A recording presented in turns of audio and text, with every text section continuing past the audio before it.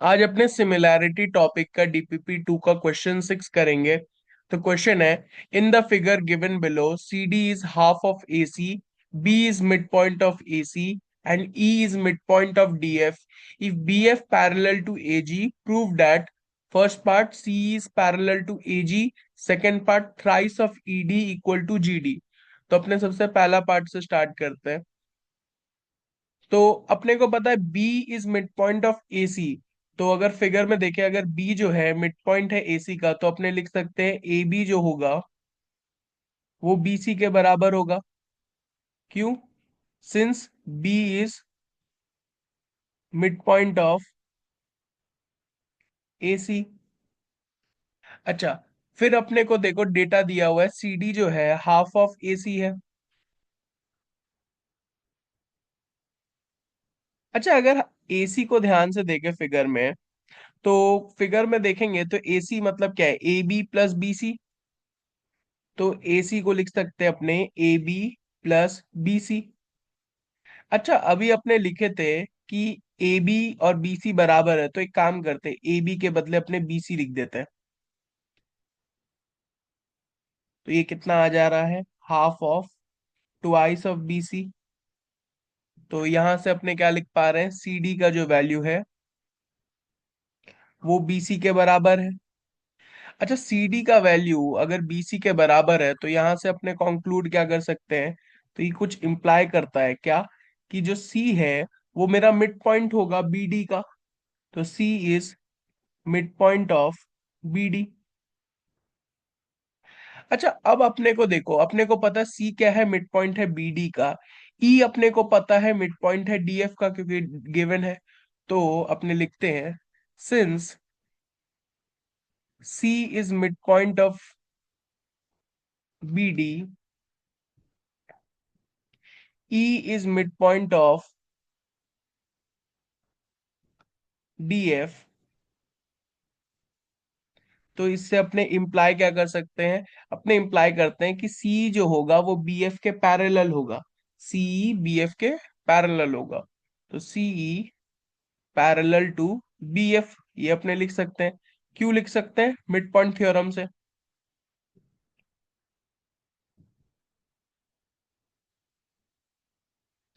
तो इसको एक काम करते हैं, इसको अपने इक्वेशन 1 बोल देते हैं फिलहाल के लिए। अच्छा, अपने को एक और डेटा गिवन था क्या, बी एफ पैरेलल है ए जी के। तो अगर अपने लिखे B F parallel to A जी, और इसको अपने इक्वेशन 2 बोल देते हैं। तो अगर अपने 1 एंड 2 को कॉम्बाइन करें, तो लिखते हैं कॉम्बाइनिंग 1 एंड 2। देखो, सी पैरेलल है बी एफ के, बी एफ पैरेलल है ए जी के, इसका मतलब सी पैरेलल होगा ए जी के। तो अपने यहां से लिख सकते हैं सी पैरेलल टू ए जी। ये अपने को प्रूफ करना था, तो ये हम लोग का फर्स्ट पार्ट हो गया। अब अपने सेकंड पार्ट के लिए बढ़ते हैं। सेकंड पार्ट क्या बोला है, thrice of ED is equal to G D. ठीक है, तो सेकंड पार्ट के लिए एक काम करते हैं, अपने दो ट्राइंगल उठाते हैं। कौन सा ट्राइंगल, ट्राइंगल डी सी ई और ट्राइंगल डी ए जी। तो ट्राइंगल डी सी ई और ट्राइंगल डी ए जी। तो ट्राइंगल डी सी ई और डी ए जी में देखें तो अपने देख पाते हैं एंगल डी जो है कॉमन है दोनों में। तो अपने लिखते हैं angle D equal to angle D common. और एक चीज अपने क्या लिख सकते हैं, angle D C E equal to angle D A G. ये वाला एंगल इस एंगल के बराबर होगा। क्यों? क्योंकि अपने ऑलरेडी प्रूफ करके रखे सी जो है ए जी के पैरेलल है। तो अगर सी ए जी के पैरेलल है, इसका मतलब एंगल डी सी ई और एंगल डी ए जी बराबर होगा कॉरेस्पॉन्डिंग एंगल से। तो लिखते हैं angle D C E equal to angle D A G corresponding angles.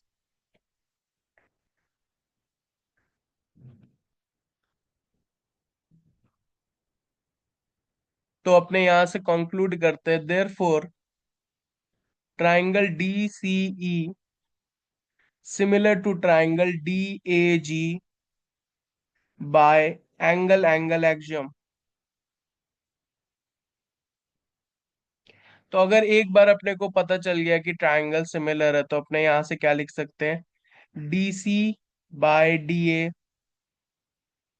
Equal to C E by A G equal to D E by D G. तो इधर से अपने देखते हैं अपने को क्या क्या यूज होगा प्रूफ करने के लिए। अपने को ईडी और जीडी में रिलेशन निकालना है। तो ईडी एंड जीडी, तो एक काम करते हैं, डीसी और डीए यूज करते हैं। तो इधर से अपने सिर्फ DC by DA equal to, एक काम करते उसको उल्टा कर देते, ईडी बाय जीडी लिख देते। ठीक है, तो ईडी बाय जीडी। अब डीसी बाय डीए, अगर अपने डीए ध्यान से देखें तो डीए जो है उसको ऐसे लिख सकते हैं, DA A B plus B C plus C D है। अच्छा, अगर अपने देखे, अपने ऑलरेडी प्रूफ करके रखे हैं सी डी जो है बीसी के बराबर है। अच्छा, सी डी बीसी के बराबर है, और हमें पता है कि बी जो था वो मिड पॉइंट था एसी के, मतलब ए बी जो है बीसी के बराबर है। तो अगर अपने इन दोनों को यूज करें, C D equal to B C and A B equal to B C, तो ये इंप्लाई क्या करता है, A B equal to B C equal to D C. तो अपने यहां से एक काम करते हैं, इन तीनों को डीसी में चेंज कर देते हैं, A B equal to D C, B C equal to D C, और सी डी तो ऑलरेडी डीसी ही है। तो ये कितना हो जा रहा है, डीए के बदले लिख सकते हैं थ्राइस ऑफ डीसी। तो ये चीज को अपने यूज करते हैं यहाँ पे, डीसी को डीसी रहने देते हैं, डीए के बदले अपने क्या यूज कर रहे हैं, thrice of DC equal to ED by GD. और यहाँ अपने डीसी और डीसी कैंसिल कर दिए, तो यहां से अगर अपने क्रॉस मल्टीप्लाई करें तो अपने लिख सकते हैं GD equal to thrice of ED. और अगर इसको थोड़ा सा इधर उधर करें, thrice of ED equal to GD. यही अपने को प्रूफ करना था, thrice of ED equal to GD. अपने सेकेंड पार्ट में भी प्रूफ कर लिए, तो हम लोग का दोनों पार्ट प्रूव हो गया।